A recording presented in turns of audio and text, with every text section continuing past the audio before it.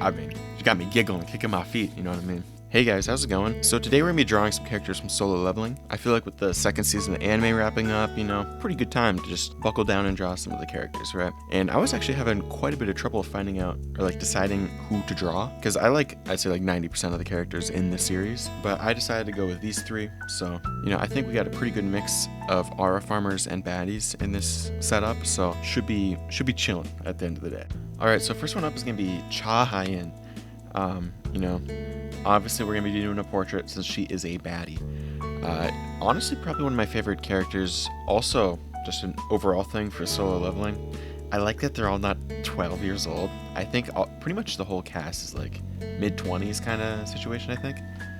So, I'm always a fan of that, But, we're just doing our normal process here, starting out with a rough sketch and then slowly cleaning it up a little bit. Did have a take one that went horrible, which I cut out, so...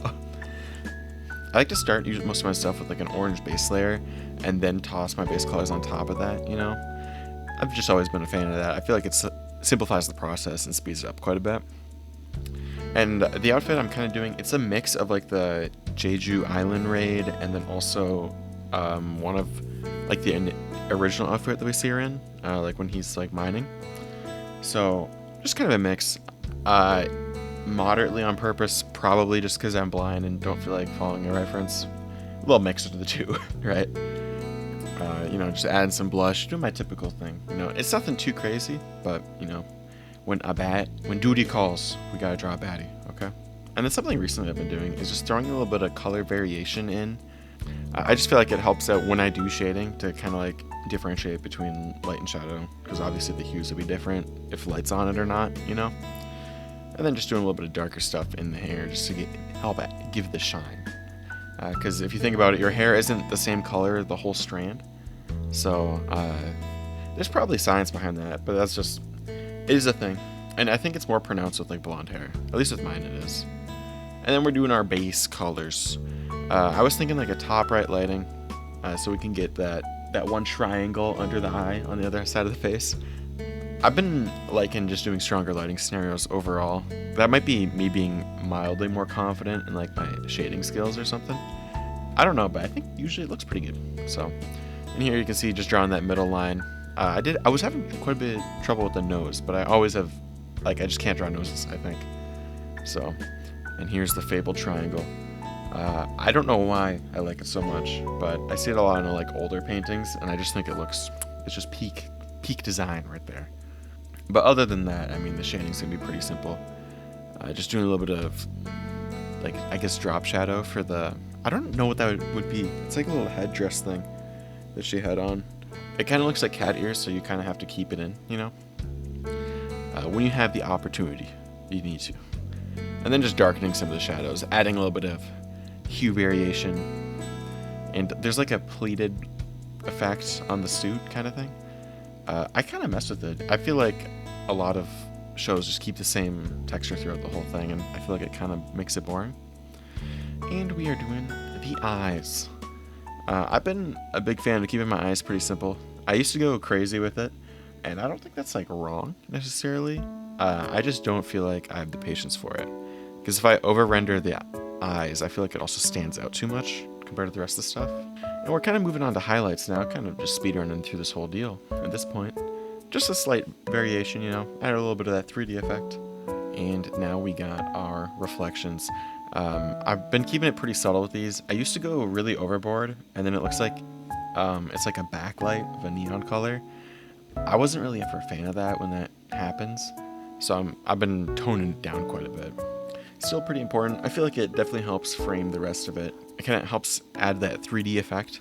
And we're doing those two magical highlights in the eyes. I don't know what the science is, but I feel like it just makes the characters look alive with those. So, alright, here's Cha all finished up, or high-end. I don't know how other languages work. I'm a dumb American, but either way, I think we actually cooked a little bit here. Not gonna lie. I'm actually pretty proud of this one. We'll have to see what I think of it tomorrow, because usually I hate the drawing tomorrow. But right now, I really like how the reflections and highlights turned out. Normally I go overboard and, I just mess the whole thing up and make it look muddy. But I think I was able to hold back quite a bit, get most of the detail that I wanted in, without muddying up the rest of it too much. All right, now we're to the big dog himself, Mr. Sung Jin Woo. Okay, I was getting a little experimental with this one, not gonna lie. I wanted to do something that shows how much he aura farms. It's probably one of my favorite parts of the series, to be honest. I mean, you got me giggling, kicking my feet, you know what I mean? So, we're just tossing some base colors in. Honestly, at this point, I have no idea what I'm doing. Just because it's like, well, it's very different, right? And I don't really have a process for that. I guess it's technically like more painterly, if you want to think of it like that. But I didn't want to do spoilers either, because I know that the anime is only up till season 2. Have I watched the anime? No. But there is some cooler stuff going on towards the end of the novel. So I was like, hey, I'll hold off on that. We can do that when we can do a follow-up video when that happens in the anime. So, and hey, the Demon King swords, they're cool enough, right? They're still pretty badass, so I'll take it. I was trying out having like the bottom of the drawing be like his shadow kind of thing. And then I realized it looks shit and I'm bad at drawing. But yeah, I'm just kind of like scribbling pretty much. I'm not sure if I want to do like full eyes. I don't know. There's just a lot of stuff up in the air at this point. So I was like, hey, I'll just ignore all the problems and I'll just draw the short swords because I like that. I like the sound of that. I was debating how much like detail to actually put in this guy, just because if I go too much, it kind of loses the movement, I feel like. But here we can see me fixing the composition because it was looking pretty rough earlier. And, I said we just add some of his aura. I started out doing purple, and I kind of made it towards like a kind of a more blue towards the end of it. Just because as the series like goes on and he gets stronger, it becomes more purple. Because it starts off as like a teal in like chapter 1, 2. And then towards chapter like, I think it's 210 is the end. But around the 200s, it's like a dark purple, which I think that's honestly pretty cool. Because you don't notice it until you look back. And you're like, oh shit, he black and purple now. Oh no. And like he almost loses more detail as the time goes on. And then like the shadow flickering on his shoulder also happens more as the series goes on. Almost like you can see his aura actively. He's doing passive aura farming essentially. And I'm just kind of scribbling in the background, just trying to break up some of the monotony of the gradient. Okay, so here's the finished one. Now, I'm a little iffy on this one, personally. I didn't really have like a clear idea of what I wanted in the beginning, which I feel like makes my brain confused now. So I don't think it's like inherently bad. I just feel like it might be missing something. A little bit of clarity, perchance. It does look a little muddy, but maybe that helps it out. Whatever you guys are thinking, I'll just take that, because, yeah. Okay, so now we got the Giga Chad Igris, or Igris. I honestly don't know how you pronounce it. I'll just lie to myself and say that I'm right, as per usual. But, I had in my mind, a pretty cool composition idea for this guy. I was thinking, like, phone wallpaper banner kind of thing.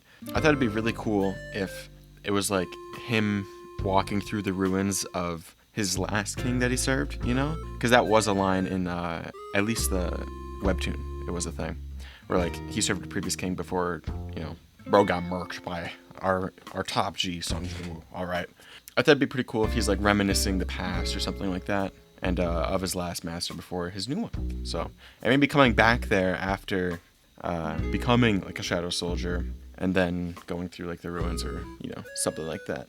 Just thought it'd be a cool idea, and also a pretty fun way to experiment with a pretty simple color palette. I wanted to keep it toned down. I was thinking just a whole lot of cooler colors, and then the only warm would be his plume on the back of his head, like the fur thing. I just feel like the contrast there would help out quite a bit, and like just looking good, because that's what we want. We want to make some good-looking drawings. Yeah, and the two vertical lines you see is the edges of my phone. I have an S22, so it should line up with most of them, because S22s are like they're pretty thin and tall, so should work out. And yeah, if you do want to download it, she's on my Twitter, baby. And I thought it'd be cool to have some red banners just scattered across the ruins. Maybe that was like his entrance ceremony when he was first being knighted or something, and then have that purple gradient at the back of like his shadow. I want to keep the shading pretty simple, just little bits here and there, mostly focus on his silhouette, just because I feel like his silhouette aura farms enough. We don't need any more detail, right? One thing I was having trouble with is I was trying to have the landscape still look blurry, but also not be blurry at the same time. And if we use our brain, that's like impossible. So the balance was a little hard to strike for me. I was running into a good amount of skill issues, but I think we made something kind of cool looking at the end of the day. I was trying to avoid using an airbrush because I feel like, at least whenever I use an airbrush a lot, I feel like it just gets really muddy and just like shitty looking, just overall. I thought one thing that'd be cool would be have some bright stuff on the edges, because I feel like it was too dark and it felt like too closed in when I wanted this to be a pretty wide scene. I was planning on having like rocks and like more detailed rubble in the foreground in front of igris here, or igris, but some skill issues didn't quite allow that, sadly. So this is what we get. Alright, so here's all three finished up. I think overall we were cooking today. I think Cha is still my favorite, just because I'm very inclined to baddies. Let me know if there's any other characters you want to see me draw from this series, any other series. I haven't really done like a fan art video before, so I guess feel free to let me know if you like it, if you hate it, if you want me to delete my channel. Any of those, all the above would be much appreciated. But yeah, see you next Saturday, so peace.